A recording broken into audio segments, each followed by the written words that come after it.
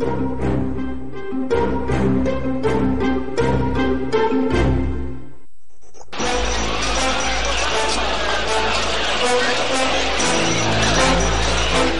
Berkas Kompas menelusuri lokasi tragedi Mina.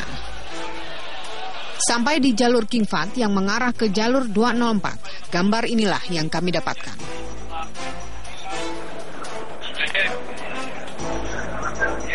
Dengan kamera tersembunyi kami merekam suasana evakuasi korban tragedi Mina yang masih berlangsung.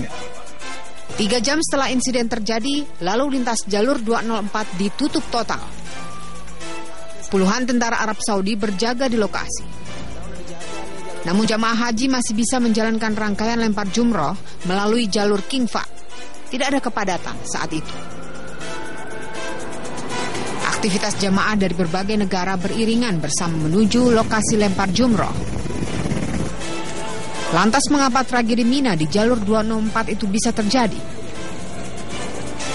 Kami bertemu Asror, jamaah asal Kloter 36 Malang yang melihat langsung terjadinya insiden di jalur 204. Jam berapa tadi? Setelah subuh. Setelah subuh. Bapak terus pulang jam berapa, Pak? Kemudian karena saya terjebak hampir saja wallahu alam itu. Ya. Saya terpepet dengan orang-orang besar-besar itu. Saya yang minggir. Minggir terus sedikit bisa keluar. Menghindar saya. Tapi tadi banyak yang berjatuhan di situ, Pak. Pada waktu saya saya tidak tahu, tapi setelah saya terhindar, terus saya lihat mau keluar lagi, itu banyak orang-orang yang ada yang tengkurap, ada yang terlentang, ada yang sepanjang jalan. Itu jam berapa sih, Pak? Jam berapa? Ya? Di mana itu lokasinya? Yang itu loh, yang di pertigaan. Oh, jadi ada harus itu dari arah sana, terus ada pertigaan lagi yang sini gitu. Jadi tidak ada yang ngalah. Akhirnya wah. Jadi bukan di atas ya, Pak? Bukan di jalan. Pengalihan jalan dituding penyebab utama banyaknya jamaah haji Indonesia yang menjadi korban tragedi Mina. Lalu apa yang membuat jalur jamaah haji Indonesia dialihkan dari jalur King Fahd ke jalur 204?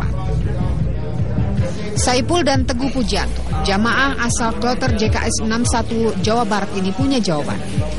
Setelah sempat terjebak, Saipul dan Teguh bisa selamat dari insiden Mina, berjibaku dengan ribuan jamaah lainnya.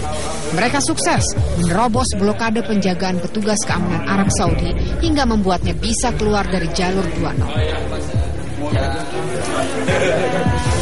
Pada kami, Saipul dan Teguh mengungkap bagaimana pengalihan jalan itu terjadi. Sebenarnya saya kan satu rombongan dengan rombongan 4 itu agak terpisah. Nah, kebetulan pada saat itu kami masuk ke jalur yang katanya itu bukan jalur kami. Itu jalur orang-orang Afrika. Nah, kami terhimpit sama jalur orang-orang itu. Nah, di depan karena saya agak terpisah jauh, di depan ada kebetulan mobil mogok di situ. Di situ stuck. Nah, di situ kami kebetulan yang saya sama istri sama mertua saya bisa lewat. Rombongan yang tertinggal di belakang saya itu tidak bisa lewat. Di situ stuck, ada arus balik dari depan. Maka terjadilah chaos di situ.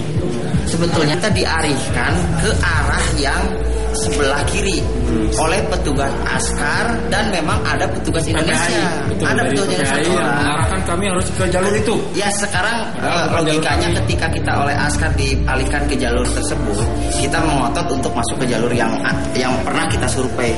Cuman karena ada petugas Indonesia juga mengaitkan, ya akhirnya kita menganggap bahwa itu memang jalur sesungguhnya sebetulnya ke situ. Jadi ketika 3 rombongan itu masuk ke sana, masuk ke jalur yang King Fahd yang 204 itu, jadi berjalan sekian menit mendekati Jamarot, masih di jalur yang jalan yang dengan kondisi yang masih panas. Kondisinya yang diceritakan Pak Roni tadi, berhenti mobil, kita ditabrak oleh yang dari Afrika. Adanya temuan petugas haji Indonesia yang mengarahkan jamaah dari jalur King Fahd ke jalur 204 menyimpan tanda tanya. Keberadaan petugas haji di lokasi pun dipertanyakan. Lalu apa kata negara? Inisiatif membelokkan tidak ada. Nah, ya itulah yang sekarang pemerintah Saudi masih melakukan investigasi.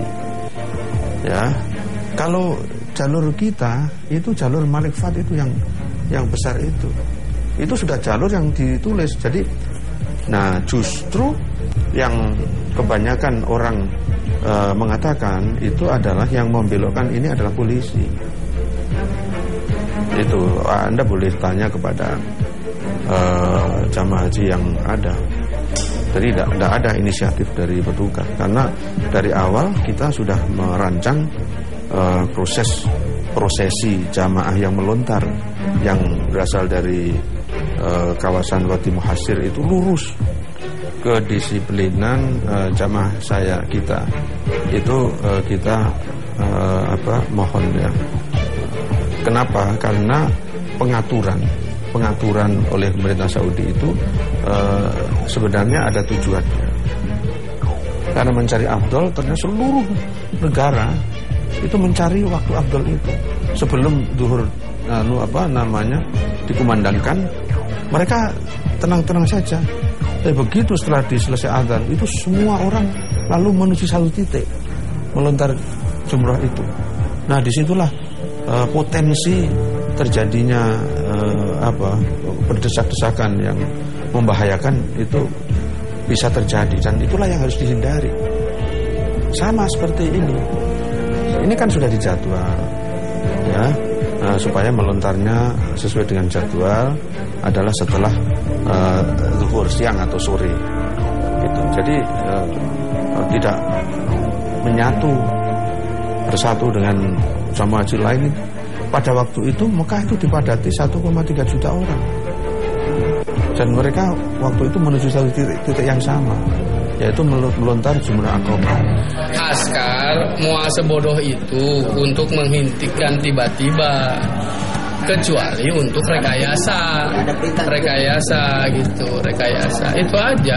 Sebetulnya baik-baik aja, jalan biasa-biasa aja, hanya penyetopan itu.